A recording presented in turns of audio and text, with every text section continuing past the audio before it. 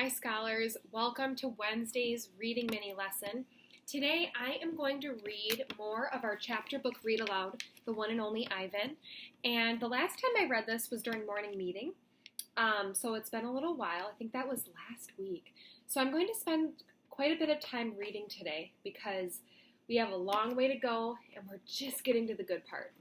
So we're going to actually, while I'm reading this and for Seesaw, we're going to actually connect this book to the idea of community and to the idea of being a good member of your community or being a good citizen. So while I'm reading, I want you to just, in the back of your mind, be thinking about what is the community where Ivan lives? What is his community? Who's a part of his community? And is Ivan a good citizen? Okay? So I want you to think about that a little bit. Even though this is a fiction story, it's a fantasy story, right? Animals can't really talk, even though Lola might disagree. I want us to really think about those big ideas while I'm reading today, okay? Wild. Once I asked Bob why he didn't want a home. Humans, I'd noticed, seemed to be irrationally fond of dogs. And I could see why a puppy would be easier to cuddle with than, say, a gorilla. Everywhere is my home, Bob answered. I am a wild beast, my friend, untamed. I told Bob he could work in the shows like Snickers, the poodle who rides with Stella. Bob said Snickers sleeps on a pink pillow in Mac's office. He said she eats foul-smelling meat from a can. He made a face. His lips curled, revealing tiny needles of teeth. Poodles, he said, are parasites. Picasso. Mac gives me a fresh crayon, a yellow one, and 10 pieces of paper. Time to earn your keep, Picasso, he mutters. I wonder who this Picasso is. Does he have a tire swing like me? Does he ever eat his crayons? I know I have lost my magic, so I try my very best. I clutch the crayon and think. I scan my domain. What is yellow? A banana. I draw a banana. The paper tears, but only a little. I lean back and Mac picks up his drawing. Another day, another scribble, he says. 1 down, 9 to go. What else is yellow? I wonder, scanning my domain. I draw another banana, and then I draw 8 more. 3 visitors. 3 visitors are here. A woman, a boy, a girl. I strut across my domain for them. I dangle from my tire swing. I eat 3 banana peels in a row. The boy spits at my window. The girl throws a handful of pebbles. Sometimes I'm glad the glass is there. My visitors return. After the show, the spit pebble children come back. I display my impressive teeth. I splash in my filthy pool. I grunt and hoot. I eat and eat and eat some more. The children pound their pathetic chests. They toss more pebbles. Slimy chimps, I mutter. I throw a me-ball at them. Sometimes I wish the glass were not there. So just a reminder about a me-ball. There's a glossary at the beginning of this book that tells us what things are and what they mean. I'm just going to look at it and read you what a me-ball is. Me-ball. Dried excrement thrown at observers. Excrement is poop. So Ivan took poop and threw it at the kids. But there's glass. So did they get hit with poop? No. Sorry. I'm sorry I called those children slimy chimps. My mother would be ashamed of me. Julia. Like the spit pebble children, Julia is a child, but that, after all, is not her fault. While her father George cleans the mall each night, Julia sits by my domain. She could sit anywhere she wants. By the carousel, in the empty food court, on the bleachers coated in sawdust. But I'm not bragging when I say that she always chooses to sit with me. I think it's because we both love to draw. Sarah, Julia's mother, used to help clean them all, but when she got sick and grew pale and stooped, Sarah stopped coming. Every night Julia offers to help George, and every night he says firmly, "Homework, Julia. The floors will just get dirty again." Homework, I have discovered, involves a sharp pencil and thick books and long sighs. I enjoy chewing pencils. I am sure I would excel at homework. Sometimes Julia dozes off, and sometimes she reads her books, but mostly she draws pictures and talks about her day. I don't know why people talk to me, but they often do. Perhaps it's because they think I can't understand them. Or perhaps it's because I can't talk back. Julia likes science and art. She doesn't like Lila Burpee, who teases her because her clothes are old.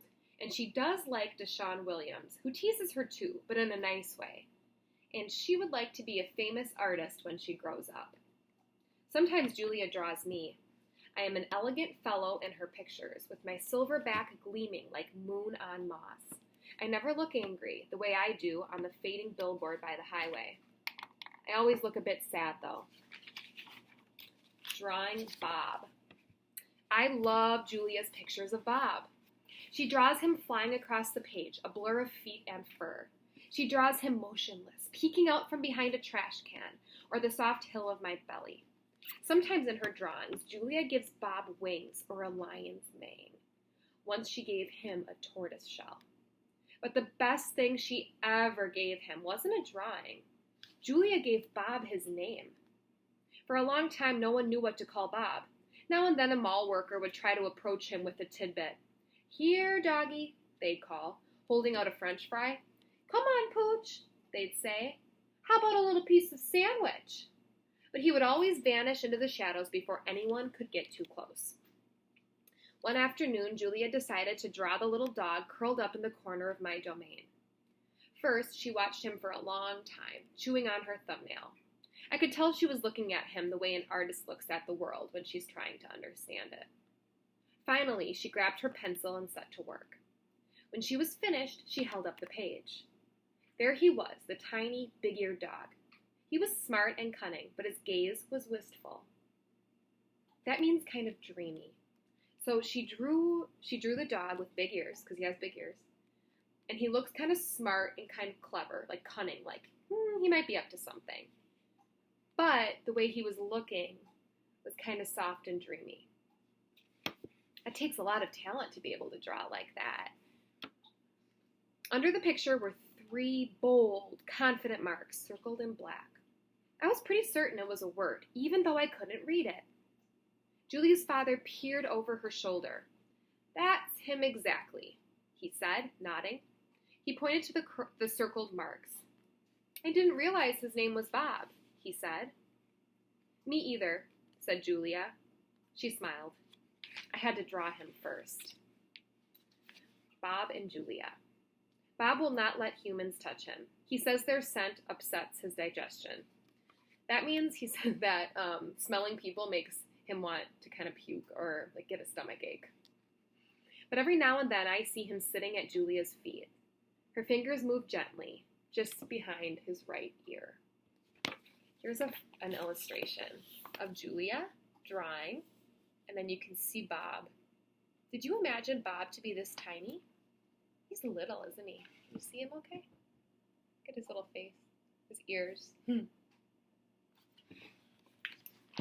All right, I'll read one more chapter. Mac.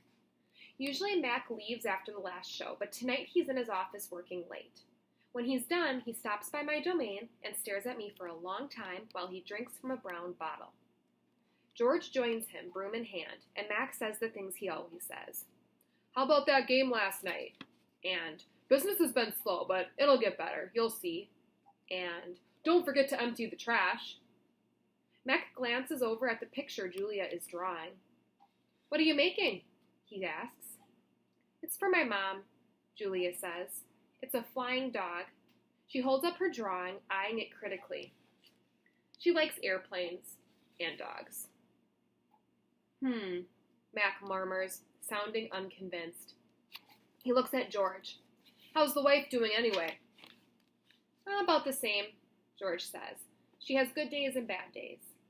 Yeah, don't we all? Max says. Max starts to leave, then pauses. He reaches into his pocket, pulls out a crumpled green bill, and presses it into George's hand. Here, Max says with a shrug. Buy the kids some more crayons. Mac is already out the door before George can yell, Thanks. Okay, so I'm going to pause right there, and I have some questions I want you to start thinking about before you answer them on Seesaw. So the first question I want you to think about is the community where Ivan lives. Think about where he lives, and I want you to think about the people and the animals who make up his community, okay? And then I want you to think about Bob, maybe. Think about Stella. She didn't come up in this chapter, but she's around, the elephant. Think about Julia. Think about Mac, right? You can even think a little bit about that Snickers dog who is with Stella sometimes. I want you to think about the members of that community, the citizens of that community, okay? And then I want you to think about Ivan. Do you feel like Ivan is a good citizen in the community? And why or why not? Okay? All right. I just love this book. I hope you're liking it too. I'm going to keep reading more of it so we can really, really get to the really good part. I'm excited for you to learn a little more about Stella. All right, second graders, make sure you go to Seesaw, do the activity, and thank you so much for watching the mini lesson video. And as a little reward, I'm going to show you, look at that, Lola. She was there the whole time. All right, bye students.